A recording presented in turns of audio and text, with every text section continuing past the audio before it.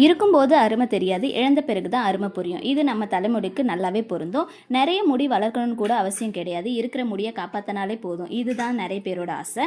இந்த hair fall பிரச்சனையை சரி பண்ணுறதுக்கு நான் யூஸ் பண்ணக்கூடிய ஹேர் பேக்கில் ஒன்று தான் இன்றைக்கி நான் ஷேர் பண்ண போகிறேன். இதுக்கு 2 ஸ்பூன் வெந்தயத்தை எடுத்து நைட்டு தண்ணியில் ஊற வச்சுட்டு காலையில் ஒரு மிக்ஸி ஜாரில் அந்த தண்ணியோடு சேர்த்து அது கூட 2 செம்பருத்தி பூவோட இதழ்களையும் சேர்த்து இந்த பூவில் இருக்கிற காம்பு மகரந்தம் எல்லாத்தையும் நீக்கிட்டு இதழ்களை மட்டும் சேர்த்தா போதும். தென் கருவேப்பிலை கொஞ்சம் சேர்த்து நாம் இந்த ஹேர் பேக் யூஸ் பண்ணும்போது தலையில் ஷாம்பு போடாமல் தான் குளிக்கணும். அதனால் 1 ஸ்பூன் அளவு சேக்காய் தூள் சேர்த்து எல்லாத்தையும் மிக்ஸி ஜாரில் போட்டு கிரைண்ட் பண்ணிக்கலாம்.